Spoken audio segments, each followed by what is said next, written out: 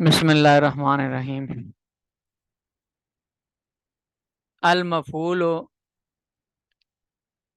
لہو ہوا ما فعل لاجلہ فعل مذکور مثل ضربتہ تعذیبا وقعدت عن حرب جبنا۔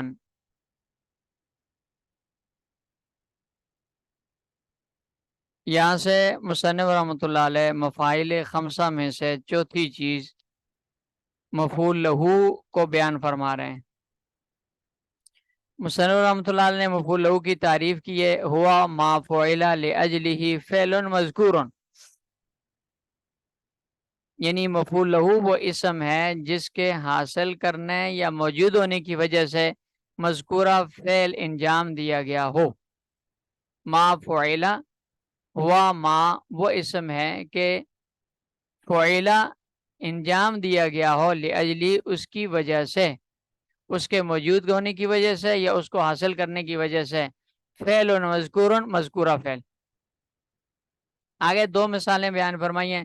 ضربتہ تعذیبا، اس میں ادب کے حصول کے لیے فعل ضرب پایا گیا ہے، اور دوسری مثال ہے قعدت عن الحرب جبنا، اس میں بزدلی کے موجود ہونے کی وجہ سے قعود کا فعل پایا گیا ہے کہ پہلے بزدلی موجود تھی، اس کی وجہ سے بیٹھنے والا، جنگ سے پیچھے رہنے والا، بیٹھنے والا فعل پایا گیا ہے۔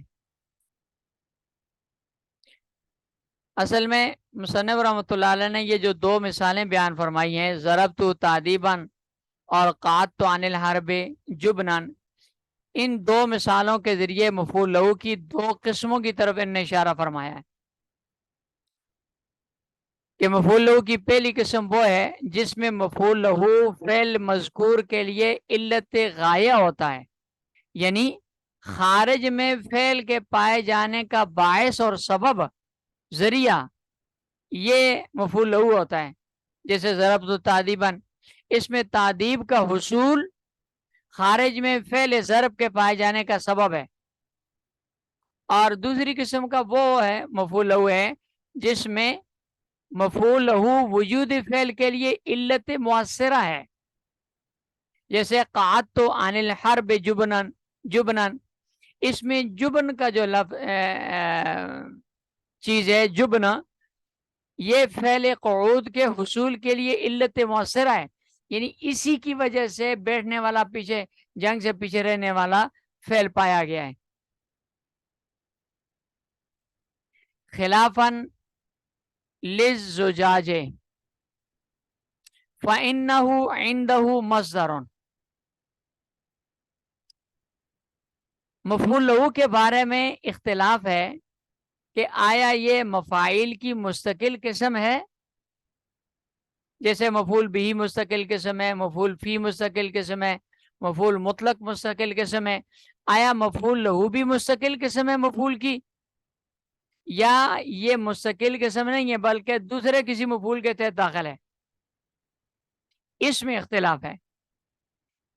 امام زجاج رحمۃ اللہ علیہ اور کوفی حضرات کے نزدیک مفعول لہو یہ مستقل مفعول کی کوئی خاص قسم نہیں ہے، بلکہ یہ مفعول مطلق کے تحت داخل ہے۔ پھر کوفی حضرات اسے مفعول مطلق من غیر لفظ ہی کہتے ہیں کہ موجودہ فعل یہ اس کا عامل ناصب ہوتا ہے، جیسے ضربتہ تعذیبا، اس میں تعذیبا میں ضرب تو عامل ہے، جو موجود فعل ہے یہی عامل ہے، اور قعدت عن الحرب جبنا، اس میں جبنن میں کے اندر قعدت عامل ہے، تو جو موجودہ فعل ہے یہی اس کا عامل ناصب ہے، اور مفعول مطلق من غیر لفظی اسی کو کہا جاتا ہے۔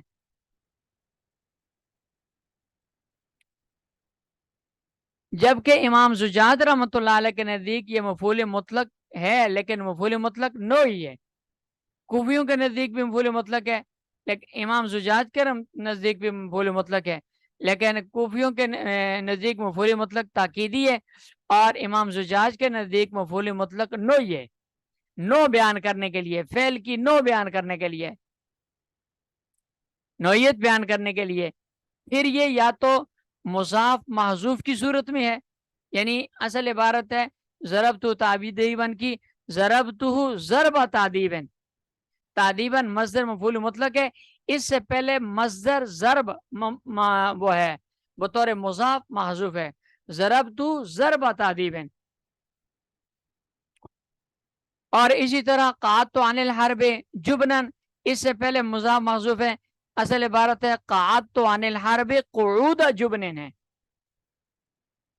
اور یا پھر یہ ہے کہ اس کا عامل مقدر ہے اور جو مفعول لہو کا لفظ ہے اسی لفظوں سے اس کا فعل مقدر ہے. اب ضربتہ تعدیباً میں اس کی تقدیری عبارت ہے ضربتہ وادبتہ تعدیباً. اور قعدت عن الحرب جبنن، اس کی تقدیری عبارت ہے قعدت عن الحرب وجبنت جبنن. یہ امام زجاج رحمۃ اللہ علیہ کا مسلک ہے، خلافاً للزجاج، برخلاف امام زجاج کے، کہ یہ مفعول مطلق مفعول لہو مستقل قسم نہیں ہے، بلکہ فَإِنَّهُ عِنْدَهُ مصدر، یہ ان کے نزدیک مفعول مطلق من غیر مفعول مطلق نوعی ہے. جبکہ مصنف رحمۃ اللہ علیہ نے بصری حضرات کا مسلک ذکر کیا ہے، ان کے مطابق انہوں نے مفعول لہو کو ایک فعل کی مفعول کی مستقل قسم قرار دی ہے، کہ جس میں مذکورہ فعل عامل ہوتا ہے بے تقدیر لام، لام کے مقدر ہونے کے ساتھ. ضربت تعدیباً یہ اصل میں ضربت للتعدیب، قعدت عن الحرب جبنن یہ اصل میں قعدت عن الحرب للجبن. وشرط نصبہ تقدیر اللام ہے، جیسے کل کے مفعول فی کے سبق میں گزرا تھا کہ مصنف رحمۃ اللہ علیہ کے نزدیک فی کا مقدر ہونا مفعول فی کی نصب کے لیے شرط ہے، مفعول فی کی تعریف میں شامل نہیں ہے. یہاں پر بھی مصنف رحمۃ اللہ علیہ کے نزدیک لام کا مقدر ہونا مفعول لہو کے منصوب ہونے کے لیے شرط ہے، مفعول لہو کی تعریف میں شامل نہیں ہے. لہذا ضربتہ للتعدیب میں ضربتہ تعدیباً، اس میں تعدیباً کے نصب کے لیے لام کا مقدر ہونا شرط ہے. قعدت عن الحرب جبنن، اس میں جبنن کے منصوب ہونے کے لیے لام کا مقدر ہونا شرط ہے، لام مقدر ہے اس لیے یہاں نصب ہے. وشرط نصبی ہی تقدیر اللام ہے، اس لیے کہ اگر نام لفظوں میں ظاہر کیا جائے تو پھر یہ تعدیباً اور جبنن منصوب کے بجائے مجرور ہو جائیں گے، ضربت للتعدیب اور قعدت عن الحرب للجبن.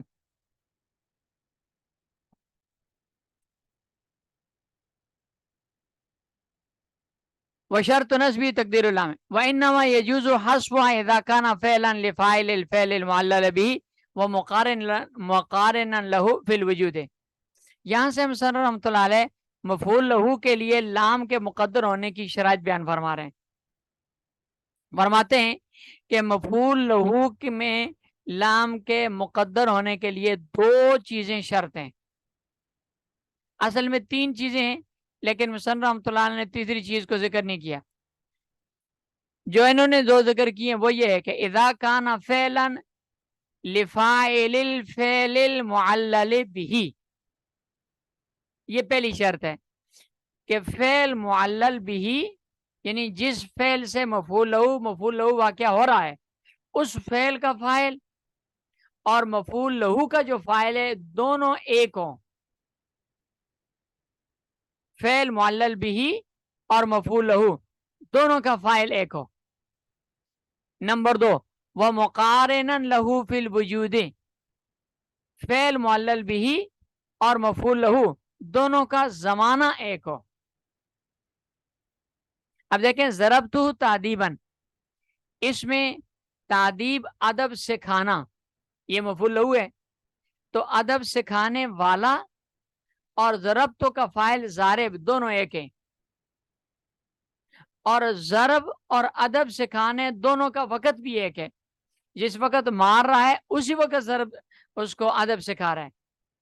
قعدت تو عن الحرب جبنن، اس میں جبن اس کا فائل بزدل اور قعود قعدت تو اس کا فائل دونوں کا ایک ہی ہے، اور بیٹھنے قعود کا فعل کا وقت اور جبن بزدلی دکھانے کا وقت دونوں کا وقت بھی ایک ہے.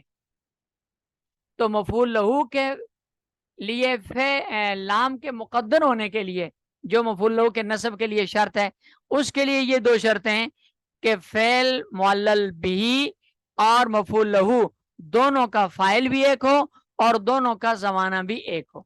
یہ دو شرطیں مصنف رحمۃ اللہ علیہ نے ذکر فرمائی ہیں. تیسری شرط ہے مصدر ہونا. اب دیکھیں تادیبن بھی مصدر ہے اور جبنن بھی مصدر ہے،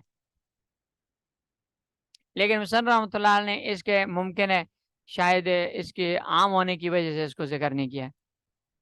وَإِنَّمَا يَجُوزُ حَذْفُهَا إِذَا كَانَ فَعْلًا لِفَاعِلِ الْفِعْلِ الْمُعَلَّلِ بِهِ، اور اس کو حذف کرنا جائز ہے اس وقت کہ جب فعل معلل بھی اور فاعل مفعول له دونوں کا فاعل ایک ہو. وہ مقارنہ للوجود، اور دوسرا یہ کہ دونوں کا وقت ایک ہو، وجود میں اس کے ساتھ مقارن ہو یعنی دونوں کا وقت ایک ہو.